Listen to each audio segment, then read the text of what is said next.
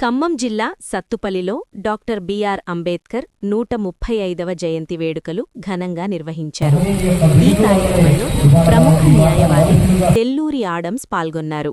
ఈ సందర్భంగా ఆయన మాట్లాడుతూ జై భీమ్ అంటేనే గౌరవం అని తెలిపారు. అంబేద్కర్ విగ్రహాలకు దండలు వేయడం కంటే ఆయనను మన గుండెల్లో పెట్టుకోవాలని సూచించారు.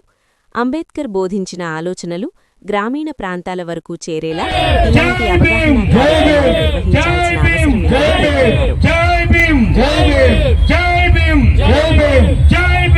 అవసరం మిత్రులారా, ఇక్కడ ఎవరిని ప్రత్యేకంగా ప్రస్తుతించి మాట్లాడవలసిన అవసరం లేదు. ఎవరిని ప్రత్యేకించి గౌరవించవలసిన అవసరం లేదు. ఈ అన్నిటికీ కలిపి ఒకే శబ్దం జై భీమ్. దీంట్లో ఎన్నో అర్థాలు. జై భీమ్ అని చెప్తే మనందరినీ మనం గౌరవించుకున్నట్టు, ప్రపంచ మేధావిని గౌరవించినట్టు. అయితే ఈ జై భీమ్ అనే శబ్దం వెనుకున్న మహోన్నతమైనటువంటి ఆశయం ఏంటంటే, ఇక్కడ కూర్చున్న మేధావులు, పైనున్న మేధావులు, పక్కనున్న మేధావులు ఒకళ్ళకొకళ్ళు చెప్పుకోవడం కాదని నా ఉద్దేశం. అంబేద్కర్ గారు మనకి నేర్పింది, చెప్పింది, పాటించమన్నది ఏంటంటే బోధించు. ఎవరికి బోధించాలి? ఇలాంటి కార్యక్రమాన్ని మనం ఒక గ్రామీణ ప్రాంతంలో పెట్టాల్సిన బాధ్యత ఉందని అనుకుంటున్నా. కమిటీ ఈ కార్యక్రమం చక్కగా నిర్వర్తిస్తుంది. వారికి నేను ప్రత్యేకమైన అభినందనలు, ఇలాంటి కార్యక్రమం నిర్వహిస్తున్న కృతజ్ఞతలు కూడా తెలియజేస్తున్నాను. కానీ అంబేద్కర్ని దండల కింద పెట్టారు, గుండెల కింద పెట్టమని కోరుతున్నా.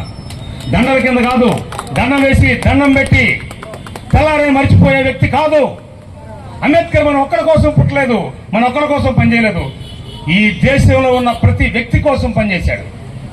ప్రతి వ్యక్తి, ప్రతి కులస్తుడికి, ప్రతి కార్మికుడికి, ప్రతి సామాన్యుడికి, ప్రతి దళితుడికి తన శక్తిని ఖర్చు పెట్టాడు.